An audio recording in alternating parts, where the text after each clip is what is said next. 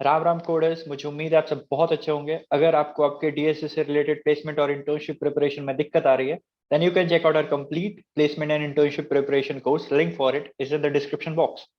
चलिए अभी हम कर रहे हैं लीड कोड के कॉन्टेस्ट का डिस्कशन। अभी हमें पहले क्वेश्चन पे, बहुत दिन के बाद कॉन्टेस्ट है। तो ये जो पहला क्वेश्चन है ना, वो आपका थोड़ा थोड़ा सीपी का याद दिलाता है। इसमें आपको क्या होगा, एक 4 डिजिट का नंबर दिया होगा और उस 4 डिजिट के जो नंबर है उससे आपको दो नंबर्स बनाने हैं। मतलब उन्हीं डिजिट को यूज करके आपको दो नंबर्स बनाने हैं, सच दैट उन दोनों नंबर्स का सम मिनिमम आना चाहिए। जैसे कि एग्जाम्पल के तौर पे यहाँ पर हमें एक नंबर दिया हुआ है 2932, राइट। तो 2932 वाले जो डिजिट्स हैं, मैं एक बार लिख देता हूँ, 2932।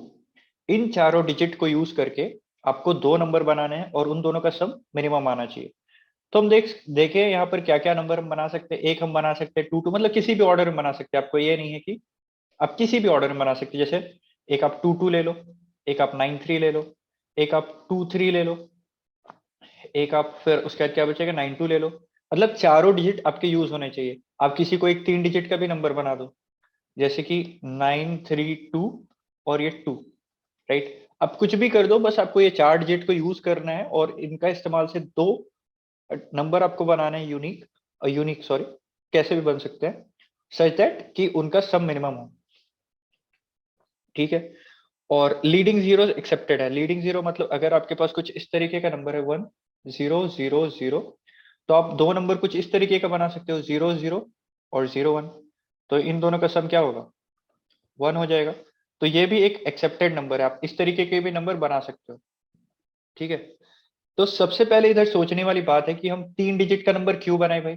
अगर कोई नंबर 3 डिजिट का हो जा रहा है तो ऑलरेडी उसका सम बहुत ज्यादा हो जाएगा। अगर मान लो 3 डिजिट का नंबर ऐसा ही हो जाता है 100 प्लस 0, तो ये तो मतलब बेकार का, मतलब सॉरी 100 प्लस 0, तो ये तो बेकार का बात खींचने वाली बात हो गई। हम 3 डिजिट का नंबर बनाने का तो कोशिश ही नहीं करेंगे, हम दो 2 डिजिट नंबर ही बनाने की कोशिश करेंगे। अब वो नंबर हमें चाहिए मिनिमम हो, राइट। मिनिमम कैसे होता है कोई नंबर, जो लार्जेस्ट प्लेस वैल्यू वाला नंबर है वो स्मॉलेस्ट होना चाहिए हमारा। क्या बोल रहा हूं मैं, जैसे कि 2 डिजिट का नंबर होगा, एक होगा यूनिट प्लेस, एक होगा टेंस प्लेस। तो टेंस प्लेस वाला जो नंबर है वो सब कम होना चाहिए, as small as possible, right. तो जैसे कि इन्हीं 4 डिजिट को अगर मैं सॉर्ट करूं तो हमारे पास क्या क्या नंबर है, 2 2 3 9। तो मैं क्या करूंगा कि मैं दोनों टेंस वाले जो डिजिट है उसमें दोनों नंबर के मैं स्मॉलर डिजिट, स्मॉलर नंबर मैं असाइन करूंगा। एक हो जाएगा इधर 2 और ये हो जाएगा इधर भी 2, राइट। अब मेरे पास दो दो नंबर बचे हैं। अब आप इसको किधर भी लगा दो, कोई फर्क नहीं पड़ता है। इसमें आप 9 लगा दो, इसमें आप 3 लगा दो, उसमें 3 लगा दो, इसमें 9 लगा दो, कोई फर्क नहीं पड़ता है। बस जो टेंस वाला है ना, टेंस वाला डिजिट का आप फर्स्ट 2 जो स्मॉलर होगा उसको आप लगाओगे। और स्मॉलर कैसे निकलेगा ये, आपके पास 4 डिजिट है, चारों को आप सॉर्ट कर लोगे, स्मॉलर निकल जाएगा। अगर इसकी मैं बात करूं तो इसका टाइम कॉम्प्लेक्सिटी हो जाएगा ऑर्डर ऑफ 1, क्योंकि हमारे पास पता है फिक्स नंबर ऑफ नंबर्स हैं, मतलब 4 ही डिजिट है ना। और अगेन टाइम कॉम्प्लेक्सिटी और स्पेस कॉम्प्लेक्सिटी दोनों वो ऑर्डर ऑफ 1 आने वाला है, क्योंकि हमारे पास पता है कितना हमें डिजिट यूज करना है, कितना हमें स्पेस यूज करना है और कितना हमें टाइम लगना है। तो again they are constant, space and time. अब जैसे कि इस एग्जांपल पे आते हैं, तो हमारे पास 4 डिजिट कौन कौन से हैं, 4009। अब आप देखो, मैं चारों डिजिट को सॉर्ट करता हूँ। ये चारों अब सेपरेट कर दिया मैंने डिजिट को, अब मैं डिजिट वाइज सॉर्ट करता हूँ। तो ये क्या हो जाएगा, 0049। ये चारों अलग अलग डिजिट्स हैं। अब मैं क्या करूंगा, मुझे दो नंबर बनाने हैं, तो दोनों नंबर के जो टेंस प्लेस पे है उधर मैं छोटा वाला नंबर, छोटा वाला डिजिट को पुट करूंगा। तो पहले वाले पे 0 आ गया, और अगेन दूसरे वाले पे भी है मेरे पास एक और 0 है, तो उसको मैं पुट कर देता हूँ। अब यहाँ पर आप 4 डाल दो, यहाँ पर आप 9 डाल दो, उससे कोई फर्क नहीं पड़ता है, राइट, कहीं भी आना ही है। बस स्टार्टिंग के जो दो डिजिट है वो दोनों स्मॉलर आने चाहिए। अब यहाँ पर देख लो इन दोनों का सम क्या आएगा, 30। और यही मिनिमम है, out of all the combination you can make, this is the smallest sum you can get, right. तो बस यही करना है आपको, स्मॉलेस्ट सम रिटर्न करना है। तो अभी तक के डिस्कशन से ही मुझे उम्मीद है कि आपको अप्रोच बन गया होगा आपके दिमाग में किस तरीके से करना है। और मैं अपने कोड इम्प्लीमेंटेशन पे आपको लेके चलता हूँ। इधर मैंने क्या किया है, सॉरी, यहाँ पर मैंने एक स्ट्रिंग बना लिया है सबसे पहले तो। और स्ट्रिंग में मैंने क्या किया है, मैंने जो चारों डिजिट है उसको स्टोर कर लिया। जैसे कि अगर मेरा नंबर है 1 3 4 5, तो मैंने एक एक बार मॉड्यूलो लेके सबको सबको डिजिट बाय डिजिट अलग करके स्टोर कर लिया अपने स्ट्रिंग में, क्योंकि मुझे चारों डिजिट सॉर्टेड चाहिए, राइट। अब आप एरे में भी स्टोर कर सकते थे, वहां पर आपको और थोड़ा आसानी हो जाता, पर मैंने इसको इस तरीके से किया, स्ट्रिंग में स्टोर किया। अब स्ट्रिंग में तो कैरेक्टर वाइज है, वो एस की वैल्यू के हिसाब से सॉर्ट होगा। तो मेरा जो सबसे छोटा कैरेक्टर होगा, मतलब एस की वैल्यू जिसका होगा वो सबसे पहले आ जाएगा। तो इस तरीके से मैं स्ट्रिंग में चारों डिजिट को स्टोर कर लूंगा और फिर मैं स्ट्रिंग को सॉर्ट कर लूंगा। तो एस की वैल्यू के वैल्यू पे ये सॉर्ट होके आ जाएगा मेरे पास। उसके बाद मुझे क्या करना है, S1 में जो सबसे शॉर्टेस्ट है उसको एक असाइन कर देता हूँ मैं, S0। ये मेरे पास स्मॉलेस्ट डिजिट है। और एक दूसरा स्ट्रिंग क्या हो जाएगा, एस ऑफ, इसका स्टार्टिंग डिजिट मैं S1 असाइन कर देता हूँ। उसका सेकंड डिजिट इसका मैं S2 असाइन कर देता हूँ। और इसका S3 असाइन कर देता हूँ। अगेन 2 और 3 आप आगे पीछे भी कर दोगे तो कोई अंतर नहीं आने वाला है। उसके बाद इन दोनों स्ट्रिंग को मैं इंटीजर में कन्वर्ट करके दोनों का सम रिटर्न कर दूंगा। तो मुझे उम्मीद है समझ में आया होगा। वेल, अभी हम कर रहे हैं लीड कोड के कॉन्टेस्ट का डिस्कशन। अभी हमें क्वेश्चन नंबर 2 पे। वेल, क्वेश्चन नंबर 2 भी आज का बहुत आसान है। मुझे तो 1 वाले से ज्यादा आसान 2 ही लगा। इसमें आपको क्या करना है, इसमें आपको करना है कि आपको एक एरे दिया हुआ है और एक इंटीजर दिया हुआ है पिवोट। आपको क्या करना है कि पिवोट से जितने भी छोटे नंबर्स हैं उस एरे में, वो पिवोट से पहले आने चाहिए। पिवोट से बराबर जितने भी एलिमेंट है वो पिवोट और पिवोट के बाद आने चाहिए, राइट। और मतलब ये सब दिया हुआ एक्सप्लेनेशन, मतलब बेकार के मैं एक्सप्लेन कर रहा हूँ। और पिवोट से जितने भी बड़े नंबर है वो पिवोट के बाद आने चाहिए, राइट। और इन सब का रिलेटिव ऑर्डरिंग सेम होना चाहिए as maintained in the array. अब इसका रिलेटिव ऑर्डरिंग क्या सेम होने से क्या मतलब है, एक बार मैं उसके बारे में बात कर लेता हूँ। तो यहाँ पर जैसे कि आप देखो, आपका ये एरे दिया हुआ है और उसमें पिवोट दिया हुआ है आपका 10। तो पिवोट से छोटा आपका कौन कौन सा नंबर है, आपका पिवोट से छोटा नंबर है, एक है 9, एक है 5, एक है 3। तो ये पिवोट से पहले आने चाहिए, मतलब 10 से पहले आने चाहिए। तो ठीक है, ये हो गया 9, ये हो गया 5 और ये हो गया 3। ये रिलेटिव ऑर्डरिंग सेम होना चाहिए। जैसे कि ऐसा नहीं कि सॉर्ट कर दो आप, रिलेटिव ऑर्डर जैसे पहले 9 आए हैं तो पहले 9 आए, उसके बाद फिर 5 आ रहा है तो फिर 5 आए, फिर 3 आ रहा है तो फिर 3 आए। इस तरीके से ही होना चाहिए, राइट। अब इसको करने का बहुत सारा तरीका होगा, पर क्योंकि ये कॉन्टेस्ट था और यहाँ पर मुझे सबसे पहले सबसे सही जवाब करना था, तो इसीलिए मैंने क्या किया, मैंने ऑर्डर ऑफ एन का एक एक्स्ट्रा स्पेस यूज कर लिया। ऑल्दो मेरे time complexity order of N ही आने वाली है, और स्पेस कॉम्प्लेक्सिटी भी मैंने ऑर्डर ऑफ एन इस्तेमाल कर लिया। हालांकि अगर आपने एरे वाले प्लेलिस्ट को हमारा फॉलो किया है तो उधर हमने इस तरीके के बहुत सारे क्वेश्चन किए हैं जहां पर हम विदाउट यूजिंग एक्स्ट्रा स्पेस भी इसको किया है। इस तरीके के क्वेश्चन किए हैं। आई एम नॉट श्योर कि ये भी हो पाएगा नहीं हो पाएगा। जस्ट लाइक कि डच नेशनल फ्लैग एल्गोरिथम हमने किया था, जहां पर sort and array of zeros ones and twos हमने किया था। तो कुछ उस तरीके से आप सोच सकते हो, पर अगेन मैंने, कॉन्टेस्ट है ना, जल्दी करना है, ज्यादा दिमाग नहीं लगाना है, राइट। तो यहाँ पर हम क्या करेंगे, मैं 3 एरे बना के चलूंगा।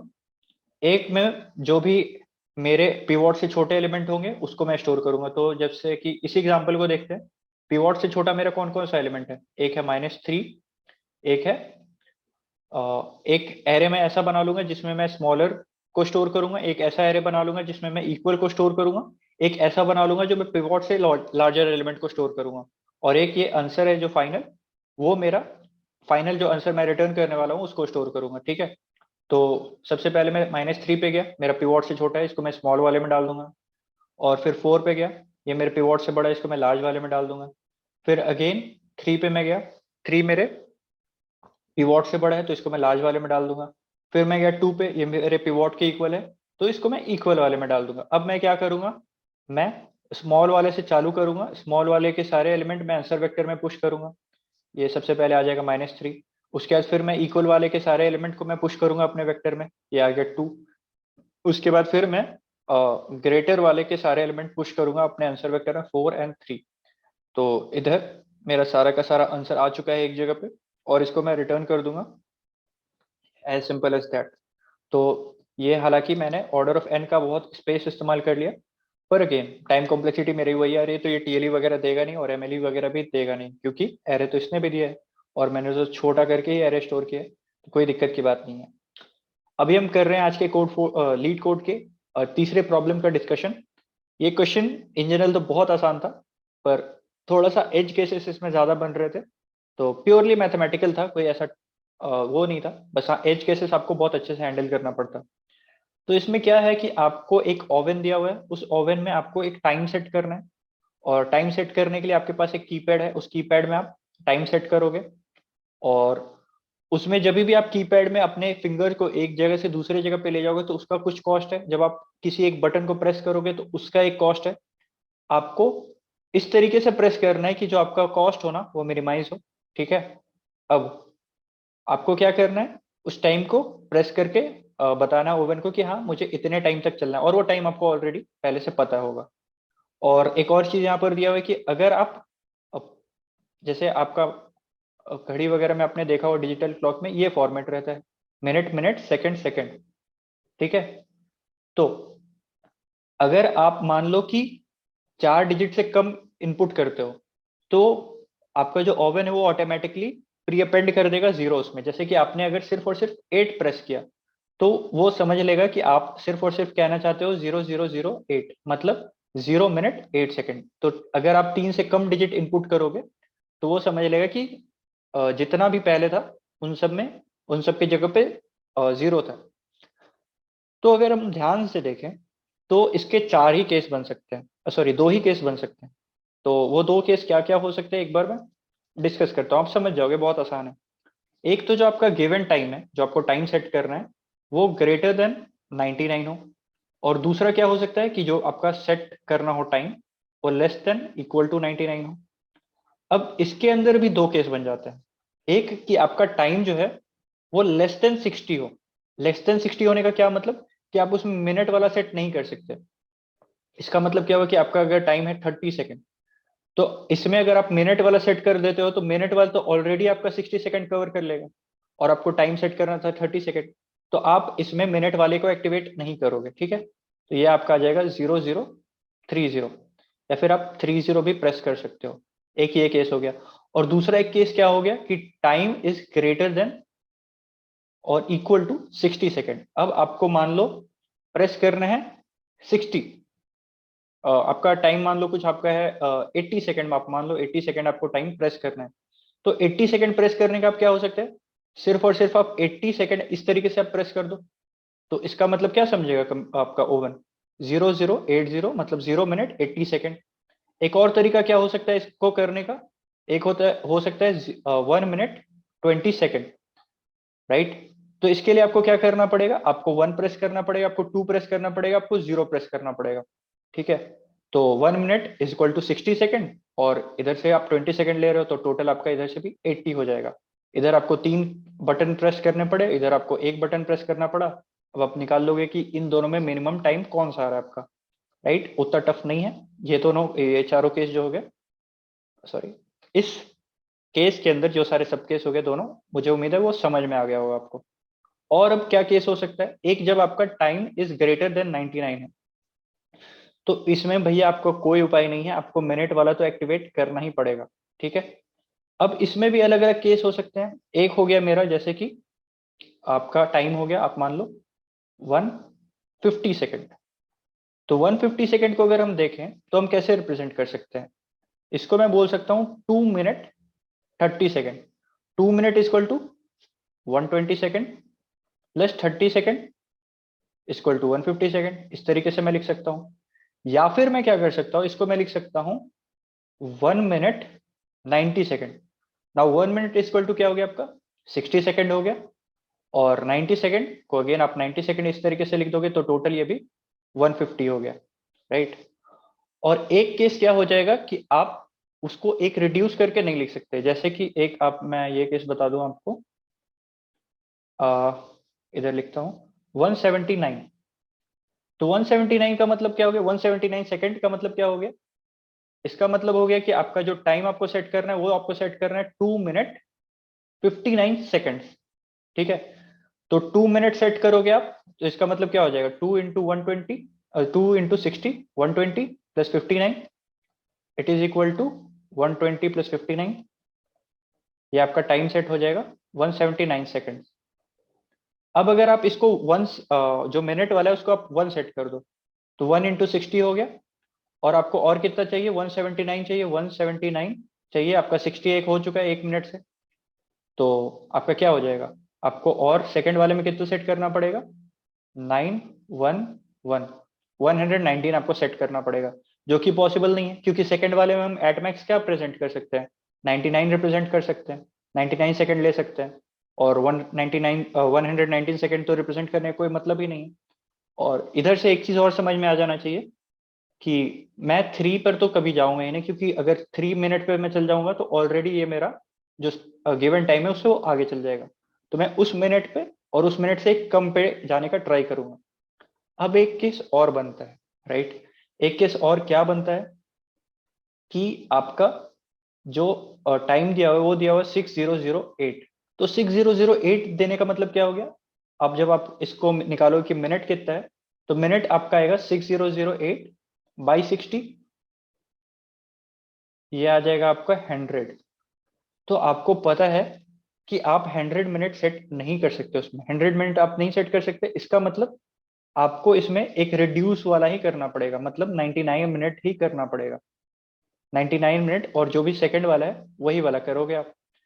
तो अगेन ये सारे जो केसेस थे, आपको ये सारे केसेस को हैंडल करना था और इन सबको हैंडल करते हुए आपको कोड लिखना था। तो मुझे उम्मीद है आपको समझ में आ गया होगा। अब मैं आपको लेके चलता हूँ अपने कोड पे वॉक थ्रू करा देता हूँ। तो again I hope the screen is perfectly visible. यहाँ पर मैंने क्या किया, मैंने सबसे पहले आंसर को डिक्लेयर कर दिया इंट मैक्स को। यहाँ पर मैं स्टोर करने वाला हूँ मिनिमम मेरा कॉस्ट कितना आने वाला है। तो सबसे पहले मैंने क्या चेक किया कि अगर टारगेट सेकंड जो है मेरा वो 99 सेकंड से ज्यादा है तो मुझे मिनट वाला तो प्रेस करना ही पड़ेगा। तो मुझे मिनट कितना प्रेस करना पड़ेगा, उसके लिए मैंने बाई 60 किया। और उसके बाद अगर मुझे फर्दर कुछ सेकंड भी प्रेस करने होंगे तो उसके लिए मैंने मॉड्यूलो 60 कर दिया। अब मिनट अगर लेस देन 100 है, वो वाला केस आप याद कीजिए। जब आपका मिनट हो गया था 6008, तो वहां पर आपका मिनट, अगर आप 6008 बाई 60 करोगे तो आपका मिनट क्या निकल के आएगा? 100। पर आप 100 तो प्रेस कर नहीं सकते, तो वहां पर आपको इसी केस के साथ आपको जाना पड़ेगा, राइट? और दूसरा केस क्या हो सकता है? दूसरा केस एक सिंपल सा हो सकता है, जैसे कि हमने 150 वाले को बात किया था। तो यहाँ पर आप जब बाई 60 करोगे तो ये आपका क्या निकल के आएगा? ये निकल के आएगा 2। और जब आप मॉड्यूलो 60 करोगे तो ये आपका क्या निकल के आएगा? 30। तो यहाँ पर आपको क्या रिप्रेजेंट करना है? 230। अगर मैं बात करूं तो मैथमेटिकली आपको 230 बनाना है, ठीक है? और अगर मैं इसको मतलब 1 मिनट से रिप्रेजेंट करना चाहूं तो मैं इधर मिनट को एक कम कर दूंगा, मिनट माइनस माइनस। और क्योंकि मिनट को मैंने एक कम कर दिया है तो मुझे सेकंड में और 60 सेकंड और रिप्रेजेंट करना पड़ेगा। तो इसमें सेकंड में मैं प्लस 60 कर दूंगा। प्लस 60 करने के बाद मेरा सेकंड क्या हो जाएगा? 90।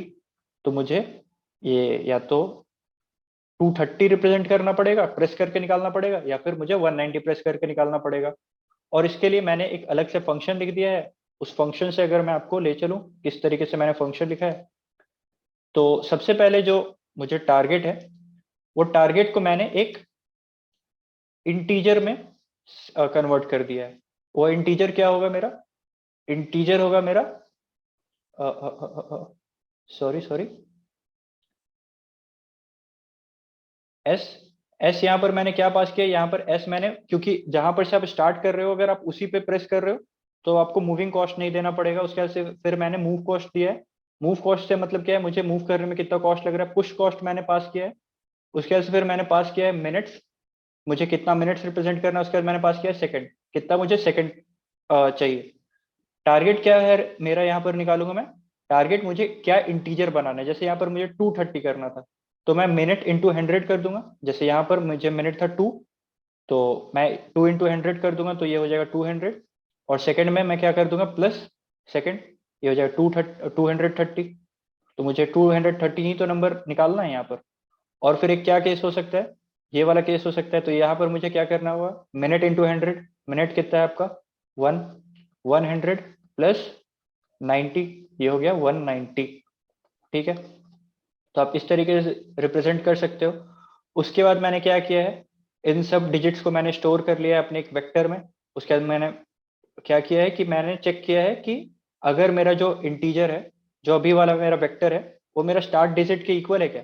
अगर मेरे स्टार्ट डिजिट के इक्वल है वो वाला डिजिट, तो मुझे मूव करने में तो कोई पैसा लगने नहीं वाला है, तो बस मुझे प्रेस करने का कॉस्ट आएगा। और अगर मेरा स्टार्ट वाले डिजिट से वो चेंज है, जहां पर से मैंने स्टार्ट किया था, तो मुझे सबसे पहले तो मूव करने का एक कॉस्ट आएगा, और मुझे कॉस्ट आएगा उसको प्रेस करने का। और साथ ही साथ मुझे क्या करना पड़ेगा, स्टार्ट डिजिट मुझे अपडेट करना पड़ेगा। और फिर इधर से जो भी टोटल कॉस्ट निकल के आएगा मैं इधर रिटर्न कर दूंगा आंसर में। और ये वाला केस भी आपको समझ में आया होगा। और वही वाला दूसरा केस जो है, अगर आपका सेकेंड्स जो है वो 99 से छोटा है या बराबर है, तो यहाँ पर ये वाला केस मैंने जो डिस्कस किया था वही उसको ही लिखा है मैंने।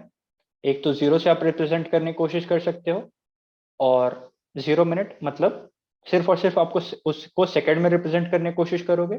और अगर वो ग्रेटर देन इक्वल टू 60 है, तो आप उसमें एक मिनट वाला भी एक्टिवेट करके देख सकते हो कि आपको कितना मिनट और कितना सेकंड लग रहा है। तो यही सारा केस था, मुझे उम्मीद है आपको समझ में आया होगा। वेल, आज का last question leet code contest का, इसमें आपको 3n एलिमेंट्स दिए होंगे। 3n एलिमेंट्स में से आपको n एलिमेंट को रिमूव कर देना है। After removal of n element आपके पास 2n एलिमेंट बच जाएंगे। उसमें से आपको क्या करना है, आपको फर्स्ट n एलिमेंट का सम लेना है, आपको सेकंड n एलिमेंट का सम लेना है। उसके बाद आपको दोनों का डिफरेंस निकाल देना है। और ये जो डिफरेंस आएगा ना, उसको आपको मिनिमाइज करने का कोशिश करना है। तो एक बार क्या बोला मैं, एक बार उसको एग्जांपल से वॉक थ्रू करवाऊंगा तो आपको अच्छे से समझ में आएगा। जैसे कि यहाँ पर मान लेते हैं हमारे पास 3n एलिमेंट ये है, ठीक है। तो इसमें मैंने फर्स्ट एलिमेंट को रिमूव कर दिया। मान लो 3n एलिमेंट है हमारे पास, हमारे रिमूव करने के लिए कितने एलिमेंट हैं, हमारे पास एक एलिमेंट है।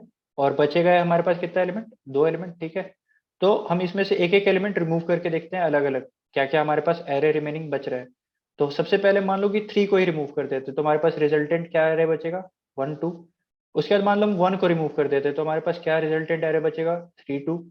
एक हम मान लो 2 को रिमूव कर देते तो हमारे पास रिजल्टेंट एरे क्या बचेगा, 3 एंड 1। तो अब इस एरे में फर्स्ट हाफ का सम, वेल फर्स्ट हाफ तो नहीं, यहाँ पर एक ही एलिमेंट है, पर फॉर कन्वीनियंस फर्स्ट हाफ का सम क्या होगा, 1। सेकेंड हाफ का सम क्या होगा, 2। First half minus second half, -1। यहां पर देखते हैं फर्स्ट हाफ का सम क्या होगा, 3। सेकेंड हाफ का सम क्या होगा, 2।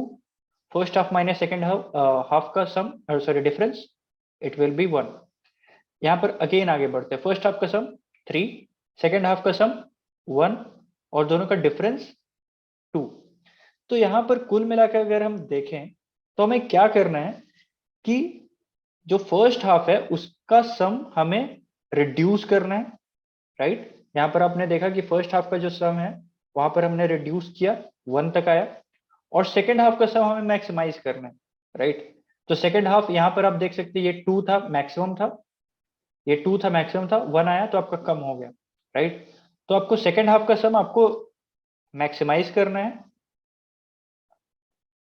ताकि आपका इन दोनों का जो डिफरेंस हो वो आपका मिनिमम आ सके। अब ये हम करेंगे कैसे, वेल ये हमारे करने के लिए हमारे पास मतलब आपको अब समझ में आना चाहिए कि इस तरीके के क्वेश्चन आपने कहाँ देखा है। वेल एक मैं बात करता हूँ एन एन से, आपको शायद समझ में ना आ रहा हो। अगर आपके पास एन एलिमेंट्स हैं, उसमें से आपको के लार्जेस्ट एलिमेंट निकालने हैं, तो आपको पता है आप क्या इस्तेमाल करोगे। अब यहाँ पर क्या दिया हुआ है, यहाँ पर आपके पास 3n एलिमेंट्स दिया हुआ है, उसमें से आपको स्मॉलेस्ट n निकालना है। 3n एलिमेंट्स दिया हुआ है, आपको लार्जेस्ट n एलिमेंट निकालना है, राइट। अब आप समझो कि आपको क्या इस्तेमाल करना है। अब आप समझ पा रहे होगे, यहाँ पर हमें इस्तेमाल करना होगा प्रायोरिटी क्यू। अब प्रायोरिटी क्यू का इस्तेमाल भी हम एक थोड़ा सा सोच समझ के करना पड़ेगा। जैसे कि हमें 3n एलिमेंट में हमारे पास पूरे के पूरे 3n एलिमेंट पॉसिबल नहीं है सिलेक्शन के लिए for smallest n and largest n. अब ये क्या रिस्ट्रिक्शन है हमारे पास, एक बार उसको ध्यान देते हैं। कि अगर मान लो मैंने डिसाइड किया कि मैं यहाँ पर हमारा एन का वैल्यू क्या हो गया, 6। तो हमारे पास सॉरी 3n का वैल्यू हो गया हमारे पास 6, तो n का वैल्यू हमारे पास यहाँ पर क्या है, 2। तो हमें दो एलिमेंट चाहिए फर्स्ट हाफ में, दो एलिमेंट चाहिए हमें सेकेंड हाफ में, और दो एलिमेंट को हम कर सकते हैं रिमूव। तो मैंने क्या डिसाइड किया, मैंने डिसाइड किया कि मैं लास्ट के जो दो एलिमेंट है उसी से सेकेंड हाफ के एलिमेंट को मतलब निकालूंगा, और बाकी के जो शुरुआत के 2n एलिमेंट है उसमें से मैं दो सेकेंड हाफ के फर्स्ट हाफ के एलिमेंट को सिलेक्ट करूंगा। ठीक है, it is a valid selection कि मैं एरे को इस हिसाब में बांट दे रहा हूं कि इधर से मैं लार्जेस्ट एन खोजूंगा, इस एरे से मैं स्मॉलेस्ट एन खोजूंगा। एक पार्टीशन ये भी तो पॉसिबल हो सकता है कि मैं इधर एक पार्टीशन डाल दूं। अब इस लास्ट के 3 से मैं खोजूंगा लार्जेस्ट 3, और शुरुआत के 3 में से खोजूंगा मैं स्मॉलेस्ट 3। एक पार्टीशन ये भी तो हो सकता है कि मैं लास्ट के 4 में से खोजूंगा मैक्सिमम ऑफ 2, मतलब लार्जेस्ट 2, और शुरुआत के जो 2 हैं उसमें से खोजूंगा, मतलब उसमें से खोजना है ही नहीं, मेरे पास 2 ही एलिमेंट है। ये भी एक वैलिड पार्टीशन है। अब क्या मैं इस पार्टीशन को कुछ इस तरीके से कर सकता हूँ, इस तरीके से कर सकता हूँ कि मैं शुरुआत के इतने एलिमेंट से 5 एलिमेंट से मैं सेलेक्ट करूं लार्जेस्ट 2, और लास्ट के मैं एक एलिमेंट से सिलेक्ट करूं लार्जेस्ट 2। तो ये तो पॉसिबल नहीं है, मतलब आपको 2 एलिमेंट तो छोड़ना ही पड़ेगा लास्ट के लिए, और बाकी आप 2n एलिमेंट से सिलेक्ट कर सकते हो लार्जेस्ट n, राइट। तो ये बात आपको समझ में आई। अब यहां तक आपको पता करना पड़ेगा, मतलब एक आपको इंटरसेक्शन मिल रहा होगा यहाँ पर। आप ये इंटरसेक्शन क्या होगा एक बार मैं उसके बारे में भी बात करता हूँ। जैसे कि यहाँ पर आप फर्स्ट हाफ सेलेक्ट करने के लिए आपके पास ऑप्शन है कि आप इस यहाँ तक शुरुआत के 2 एलिमेंट ले सकते हो, शुरुआत के 2n+1 यहाँ तक आप ले सकते हो, ठीक है। और लास्ट का मतलब सेकेंड हाफ सेलेक्ट करने के लिए आपके पास ऑप्शन है कि आप इन लास्ट के 2 एलिमेंट को ले सकते हो, यहाँ तक के एलिमेंट को ले सकते हो, यहाँ तक के एलिमेंट को ले सकते हो। तो यहाँ पर आपको दिख रहा होगा कि ये जो 5 8 है ये आपका कॉमन इंटरसेक्शन आ रहा है, राइट। तो इसको आप दोनों में ना ले लो, मतलब 5 को आप सेकेंड हाफ में ले लो और 8 को आप फर्स्ट हाफ में ले लो, ऐसा ना हो इसके लिए आपको एक और कंसेप्ट का इस्तेमाल करना पड़ेगा जिसको हम बोलते हैं प्रीफिक्स एरे। अब प्रीफिक्स एरे का इस्तेमाल कैसे होगा, क्या होगा, वो क्लियर होगा आपको जब मैं कोड का इसको वॉक थ्रू करवाऊंगा आपको तो, राइट। तो हम क्या कर लेते हैं, हमें पीछे से हम काम करना चालू करते हैं। हम पीछे से शुरुआत करेंगे, कहां तक जाएंगे, यहां से हम शुरू करके यहां तक हम जा सकते हैं for choosing the largest n elements, ठीक है। तो हम क्या करेंगे, प्रायोरिटी क्यू हम इस तरीके का बनाएंगे कि हमारा स्मॉलेस्ट वाला जो हो सबसे ऊपर हो, ठीक है। अब इसका क्या इस्तेमाल होगा, क्या फायदा होगा, वो आपको अभी समझ में आएगा। और एक हम बना लेते prefix array of size n, sorry 3n। यहाँ पर हमारा साइज 6 का एक हम प्रीफिक्स एरे भी बना लेते हैं, 0 1 2 3 4 एंड 5, राइट। अब यहां पर आप आ जाओ, यहां पर सबसे पहले हमने प्रायोरिटी क्यू में एलिमेंट डाला 3, ठीक है। अभी प्रायोरिटी क्यू का साइज क्या है, 3, मतलब हमने सिर्फ और सिर्फ एक ही एलिमेंट सेलेक्ट किया है। हमें सेलेक्ट कितना करना है, लार्जेस्ट 2 एलिमेंट, ठीक है। तो इसका मतलब कि अभी हमें और एलिमेंट सेलेक्ट करने हैं, अभी हम और आगे बढ़ेंगे। अब हम प्रायोरिटी क्यू को एक और एलिमेंट स्कैन करके डालेंगे प्रायोरिटी क्यू में, वो एलिमेंट हो गया 1, ठीक है। अब 1 को हमने डाल दिया प्रायोरिटी क्यू में। अब प्रायोरिटी क्यू हमारा साइज क्या हो चुका है, 2। इसका मतलब कि हमने एक possible combination of choosing largest an element select कर लिया है, ठीक है। अब इसमें हमारा सम क्या आ रहा है निकल के, यहाँ पर हमारा सम निकल के आ रहा है 4, ठीक है। तो यहाँ पर हम सम स्टोर कर देंगे इसके कॉरेस्पॉन्डिंग 4, ठीक है। यहाँ पर आप 0 ही स्टोर रहने दो, कोई मतलब नहीं है, क्योंकि यहाँ तक अगर आप चले गए तो आप एन एलिमेंट सेलेक्ट ही नहीं कर सकते रिमेनिंग सेकेंड हाफ के लिए। अगर आप यहाँ तक के लिए फर्स्ट हाफ के लिए बचा के रखते हो तो यहाँ पर से जो आप सेकेंड हाफ चुन सकते हो उन सब का सम क्या आएगा, मैक्सिमम 4। अब हम और आगे चलते हैं और एक एलिमेंट को स्कैन करके डालते हैं। अब हमने देखा कि ये जो एलिमेंट है वो है 8, तो एलिमेंट 8 को हम डाल देते हैं यहाँ पर, ठीक है। एलिमेंट 8 सबसे नीचे आ जाएगा। अब यहाँ पर हम देखेंगे कि प्रायोरिटी क्यू का साइज हमारा n से बड़ा हो गया है, ये हो गया है n+1, मतलब हमने लार्जेस्ट n+1 एलिमेंट को सिलेक्ट कर लिया है। पर हमें तो लार्जेस्ट n चाहिए था, इसका मतलब हमें एक एलिमेंट को यहाँ से पॉप करना पड़ेगा। अब हम पॉप कैसे एलिमेंट को करेंगे, हम पॉप करेंगे जो स्मॉलेस्ट नंबर है n, और स्मॉलेस्ट नंबर है उसको पॉप करेंगे। तो यहाँ पर का स्मॉलेस्ट नंबर कौन है, 1, उसको हम हटा देंगे। और ये जो रिमेनिंग टॉप के n एलिमेंट है उसका सम हम निकाल लेंगे, उसका सम क्या हो गया 11। तो ये हो गया 11, यहाँ पर स्टोर कर देंगे 11। इसका मतलब क्या हो गया कि लास्ट के अगर आप 3 एलिमेंट अपने लिए रख रहे हो सेकेंड हाफ के लिए, तो उस लास्ट के 3 एलिमेंट से आप मैक्सिमम सम कितना निकाल सकते हो? आप मैक्सिमम सम निकाल सकते हो 11।